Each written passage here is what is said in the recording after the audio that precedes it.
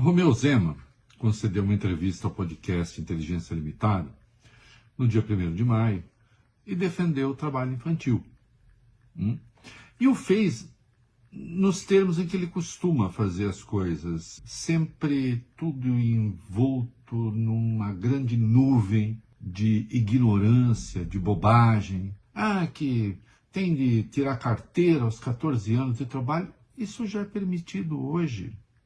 A partir dos 14 anos já é possível tirar carteira de trabalho, desde que o menor atue como aprendiz e que se pague o salário mínimo, mas salário mínimo hora, porque é preciso conciliar o trabalho com a escola e também há regras de salubridade especiais para o trabalho dos 14 aos 18 anos e também as questões envolvendo a escola. Portanto, já existe a possibilidade de um jovem, quase uma criança de 14 anos, trabalhar, de tirar a carteira de trabalho. Então, isso que o Zema está falando, precisa fazer, isso já existe. É que ele está contra a regulamentação que existe para o trabalho dos menores.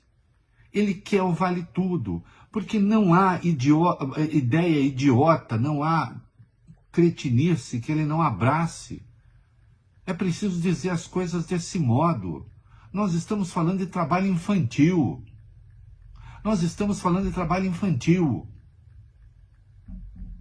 E não, senhor Zema, eu também comecei a trabalhar, o senhor com 14, eu comecei com 15.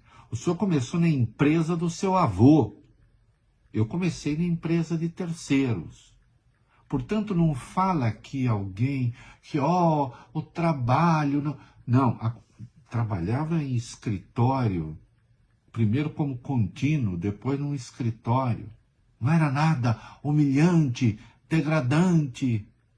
Mas qual é a realidade que ainda existe no Brasil? Lugar de criança é a escola, meu senhor. Porque, insisto, as regras para que esses jovens trabalhem já existem.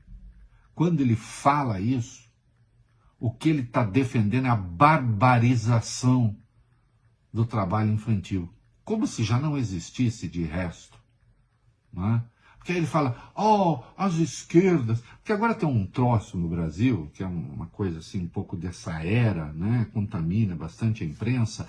Qualquer absurdo, qualquer coisa abjeta, qualquer coisa estúpida que um extremista de direita, que um fascistoide diga, talvez tenha um lado positivo, né? Agora, se for um progressista, mesmo que, faça chover maná, aí vai lá e diz, não, mas precisamos pensar no lado negativo disso. Entenderam qual é a jogada? Então, um fascistoide teria sempre um lado fofo, considerável, e um progressista sempre um lado pernicioso. Sim, isso tem a ver com o avanço, não da direita no mundo, porque isso é falso. Não é a direita que está avançando no mundo, é a extrema-direita fascistoide, disruptiva, antidemocrática. E a luta essencial é e será sempre a luta pela preservação da democracia. Sabe quem não acha isso? Justamente os fascistoides. É isso aí. Nós estamos criando no Brasil uma geração de imprestáveis hoje.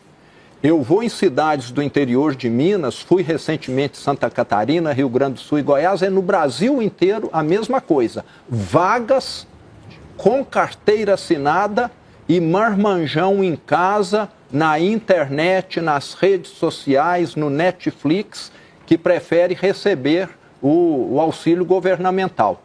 Não estuda, não trabalha, vive às custas do governo e de vez em quando faz um bico para complementar a renda. Para mim, na hora que for dito, tem aqui uma oferta de trabalho, não aceito. Esse vai perder o auxílio do governo para mim, porque ele está tendo a oportunidade de ir trabalhar num emprego onde ele vai se qualificar, num emprego estruturado, formal, e está negando. A escravidão permanecerá por muito tempo como um traço da formação brasileira. De ver no trabalhador, de ver no pobre, apenas um folgazão que vive da generosidade das elites ou da elite da qual ele faz parte. Isso é a cloaca do capitalismo brasileiro. Primeiro que não tem nem como fazer essa administração que ele está dizendo aí, ainda que se tentasse fazer essa administração de, olha, eu tenho aqui trabalho, você tem o Bolsa Família. O Bolsa Família paga um máximo de R$ 600.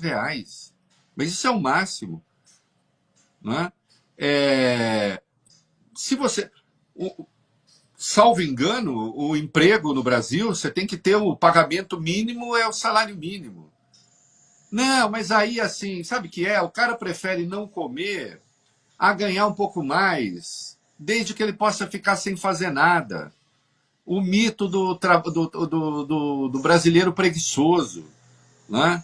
Que gente como Zema tem. Né? Primeiro que ele está mentindo. O levantamento... Existem estudos da Fundação Getúlio Vargas, né? Em 5 de dezembro de 2025, esse estudo, cerca de 60% das pessoas que recebiam Bolsa Família 10 anos antes já haviam deixado o programa. Né? A maior parte delas eram adolescentes em 2014. No ano passado, por exemplo, Bolsa Família registrou a saída de mais de 2 milhões de famílias. Isso que ele está dizendo é mentira. Inclusive, o ganho real do salário mínimo ajuda também a tirar as pessoas. Esta é a visão que fez o Brasil ser um dos países mais desiguais do mundo. Entende? Não, eu não estou entre aqueles que acham que tem que ter a igualdade absoluta. Primeiro, isso não é possível. Fundamental é você ter um piso elevado de ganho para as pessoas, e não exatamente a coisa da igualdade que você... Agora, a desigualdade como há no Brasil, obscena como há no Brasil, né? Segundo ou terceiro país mais desigual do mundo, isso não se fez da noite para o dia. Isso é preciso a contribuição estúpida de gerações que tem essa mentalidade aí. Né? Tem essa mentalidade aí. Se eu perguntar para o Zema, ô Zema, me diga uma coisa, qual é o peso no PIB brasileiro dos programas de benefício social? Bolsa Família, benefício de prestação continuada, se você quiser colocar dentro do sistema de proteção a própria aposentadoria, qual é o peso que tem? Ele não sabe, porque ele não pensa, o que ele tem é ódio de classe. O mais vulgar, o mais asqueroso, o mais estúpido. E como hoje as redes sociais permitem que ideias pusilânimes como essa prevaleçam, então ele fala. Né? Olha, tem um livro, Harry Frankfurt, o livro saiu no Brasil com o título Sobre Falar Merda. Né? Em inglês é bullshit, porque também é merda, mas pode ser porcaria, cretinice e tal. Foi publicado no Brasil pela editora Intrínseca em 2005. Que vale para muita coisa, vale até para a coisa do Alexandre aqui, se a gente conseguir chegar. Que é o peso, a facilidade com que hoje não é que a mentira prospere, porque a mentira ainda tem método, Rafael. A coisa errada ainda tem método. Uma mentira, tradicionalmente, ela precisa, de algum modo, ter algum vínculo com a verdade e ser distorcida, para que seja verossímil. Né? A verossimilhança, a coisa verossímil, não quer dizer a coisa verdadeira, quer dizer a coisa que ela pode ter aparência de verdadeira, ela é crível. Então a mentira, ela é crível. Né?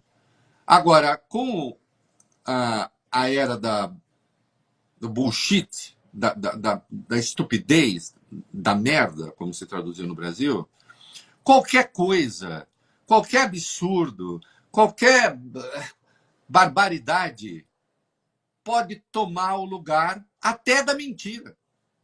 Que ela não precisa ter vínculo nenhum com a verdade. Nada disso que o Zema diz sobre Bolsa Família, nada disso que o Zema diz sobre trabalho infantil, nada do que ele diz sobre a economia, nada do que ele diz sobre a dívida de Minas, nada disso tem nem vínculo com a verdade. Não é que seja uma verdade distorcida. Tem nem vínculo. É besteira. É bobagem. Mas a bobagem hoje está admitida. Alguém como ele, como é que é? Está do lado certo da Inconfidência. Né? Então, basta uma bobagem que alimente os ódios e pronto. Bom, aconteceu isso agora com Alexandre, Messias, etc. Continua a fazer as afirmações mais disparatadas, embora o arcabouço lógico não pare de pé. Mas e daí?